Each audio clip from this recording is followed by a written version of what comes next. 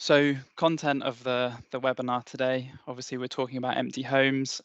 So we'll define what an empty home is to us in the context of our work, and then we'll introduce the Scottish Empty Homes Partnership, which is the wider team within which the advice service, which Erin and I run, sits. We'll look at what the advice service does and who we help. Erin will then sort of go into specifically how we support neighbours and the things that neighbours can do when they're impacted by empty homes. We'll look at our neighbour toolkits, which are kind of some handy online resources available to people, which you can access on our website. We'll look at a couple of examples, and then the end will be a bit of a Q&A. All right then.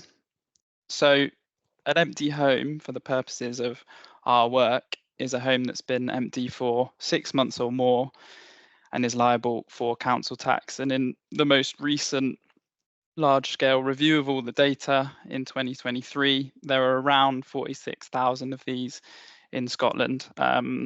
Sort of hesitate to be a bit more specific because there are a couple recording issues within a couple of councils where they used maybe slightly incorrect criteria to kind of categorize their empty homes, but it's around 46,000, and that number will be being made more concrete as soon as possible.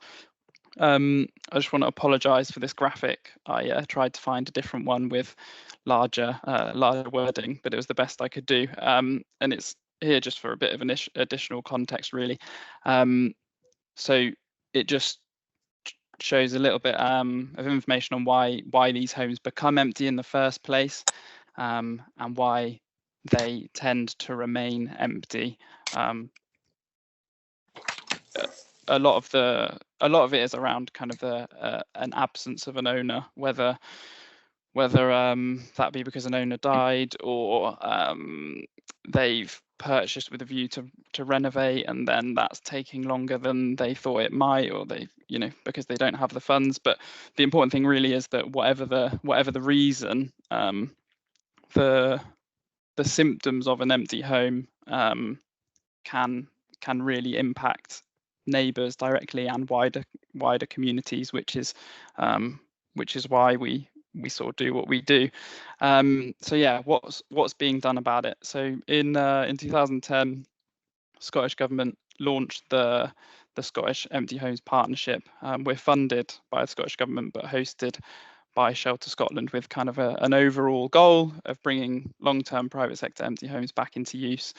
And since 2010, since the beginning of that partnership, over 9,000 have been brought back into use. So I should say that the partnership was launched after a review of the private rented sector found that there are an enormous number of empty privately owned homes throughout the country, far more than was initially thought. And it was felt that at that time, these privately owned homes being brought back into use could tackle the housing shortages that were present at that time. And given we're now in a worsening housing crisis and more local authorities are declaring housing emergencies, empty homes work is as important as ever.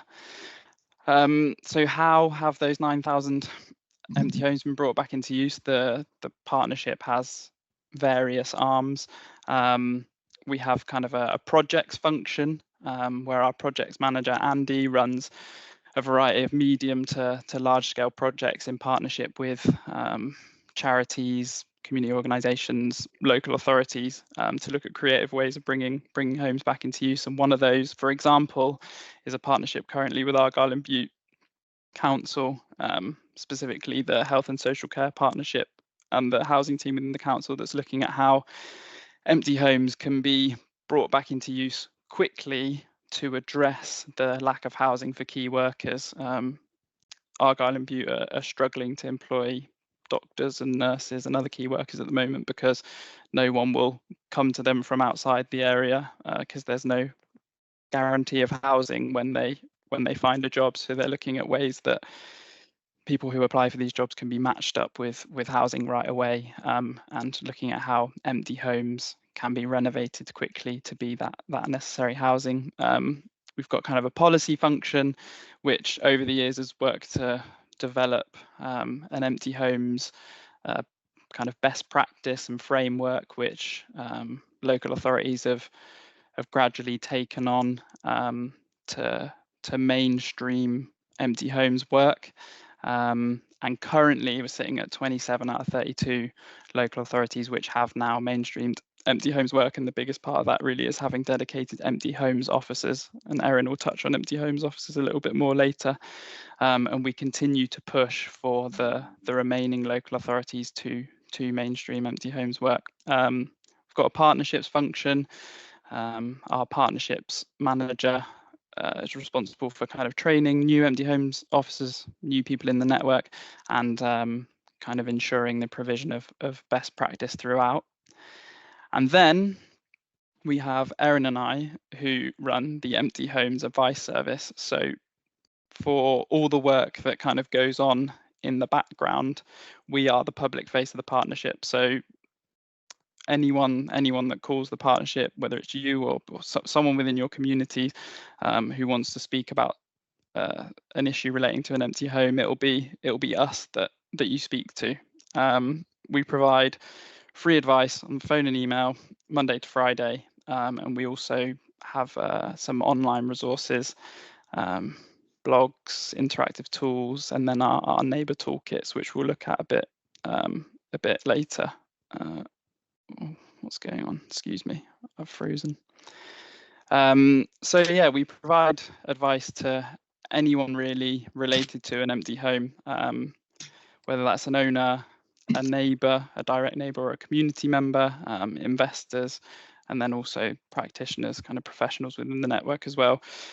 An example may be an owner who's inherited a home that needs renovation work, and we can advise on, for example, VAT discounts that are available on renovation work and supplies for a home that's been open for over 2 years, and then further exemptions and discounts for one that's been empty for over 10 years. And sometimes we get contacted by investors who've identified they've seen an empty home in their area, they're interested in purchasing it.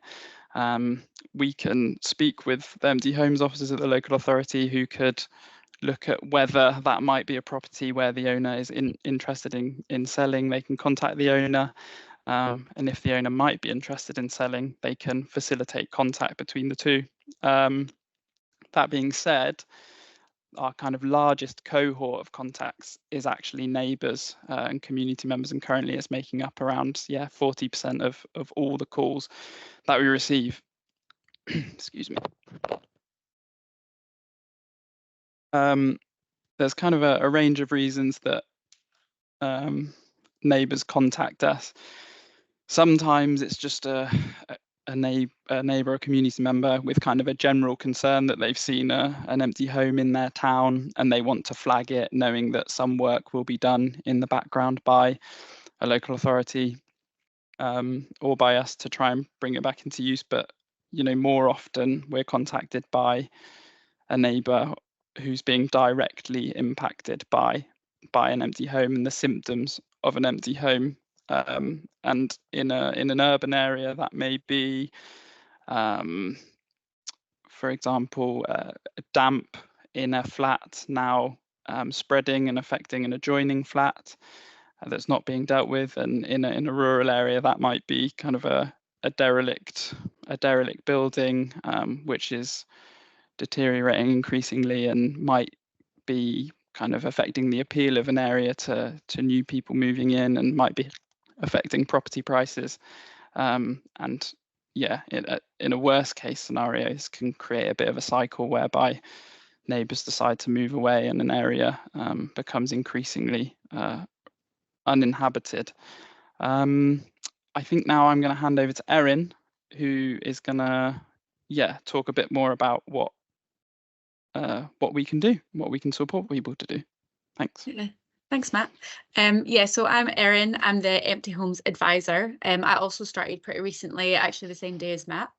So what I'm going to talk about is what's sort of the law on empty homes. So you might think that is it legal to have a home unoccupied and empty for a long period of time? The short answer to that is yes. There is actually no law in Scotland to stop a home being left unoccupied. We can understand that this is probably really frustrating for a lot of people, especially the neighbours of empty properties, and can lead to a lot of difficult problems. So I just wanted to quickly mention some of the things that can be done, even though there's no sort of specific law. So a lot of the legislation that can help with empty homes is around environmental protection. So the first thing to mention would be statutory nuisance. So that applies to things like damp, mold, water ingress. I should mention that I'm just going to that the threshold for a property to get statutory nuisance is quite high. So it is a case-by-case basis. Sort of as a general rule, if the property is detached, it wouldn't apply for statutory nuisance. But it's always something to consider. It's also designed to protect people and not properties. So if a property, an empty home, because of an issue such as damp or mold, is causing a health problem for the neighbour, then that's when that legislation could come into place. Another bit of legislation is the Prevention of Damage by Pests Act, which sort of refers to like rats and mice. So that gives local authorities the power to serve notices on owners when there's rats and mice in the property or in the garden, and force them to take action. And something else that I think is important to mention is the 200% council tax. You might already know about this, but if a property is empty for more than 6 months, then they're liable to pay 200% council tax. So that would be on top of the council tax that they're already paying if they're at another property. So we find that is quite an incentive for people to bring the properties back into use, as nobody wants to pay that much council tax. I will say every council does things differently, and there's a little bit of discretion as well. So, but it's just something to be aware of. So how can we as Advice Service help neighbours? So I'd say the first and most important thing that we do is listen to neighbours that call in. It can be really difficult to live next to an empty property, and a lot of like complex issues can arise. And I think a lot of people that call in really just want someone to talk to and to be heard. And we are the best people to talk to about that, because we do understand and we know how difficult it can be and the different problems that can come from this. So we spend a lot of time listening. Once we can sort of understand what the main problems are that are affecting the neighbours, we can offer advice. So it could be on vandalism, damp, or it could also be about shared cost of repairs, because that is something that is quite a big issue for neighbours of empty homes, especially if they're attached properties. So in relation to that, we can also signpost. So we work a lot with an organisation called Under One Roof, and we can signpost people to them. They are an organisation that deals with communal repairs and tenements, and can advise on sort of the rights and responsibilities of shared repairs there. Another thing we do is send information on the neighbour toolkit. So I'll actually come on to that in the next slide. But that's just something on our website that's got a lot of information that can help neighbours. Another part of what we do is refer to the EHO, which is Empty Homes Officer, and they work for every local authority, so they can sometimes offer area-specific advice, because obviously we know every council in Scotland has different sort of ways of doing things. If there's no Empty Homes Officer in the area, we can just sort of refer directly to the local council and try and get any issues that are happening resolved. So the neighbour toolkits, they can be found on our website using this link. So I'm not sure if you can see my mouse moving. So we've got 5 guides, and each one sort of goes over a different sort of issue. So the first one here is just sort of discusses what to do, sort of general, if the house next door is empty. It does explain a little bit about why a property is left empty, as I think a lot of people don't understand the reasons why, so it's always good to be like quite informed.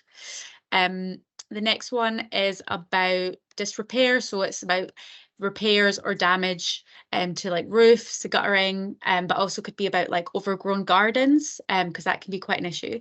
So these guides go sort of step by step through all the different options. So for environmental health, that is things like damp and vermin, and it sort of explains in detail what steps the neighbour can take, what steps the council can take, and other steps from that. Antisocial behaviour covers all sorts of antisocial behaviour, vandalism, people breaking into the empty properties, and people like squatting in empty properties, things like that. And then the last one here is about sharing your story of living next to an empty home. We know that it's really difficult to live next to an empty home, and we want to make people more aware of the problems that empty homes can cause. So that's information about how neighbours can share their story with us, and we can try and publicise that, use that in our marketing materials, use that when we're discussing things, but also what steps they can take further. So for example, contacting their local councillor, contacting their MP, things like that. So these are all accessible on our website, and we can also send the link after as well, so it's easier to access. Now we'll go into a few case studies. So this is quite a nice one because it resolved really well. So we had a woman call in that was living next door to an empty property. It'd been empty for about 6 months, and there hadn't been much issue living next to an empty property at that time.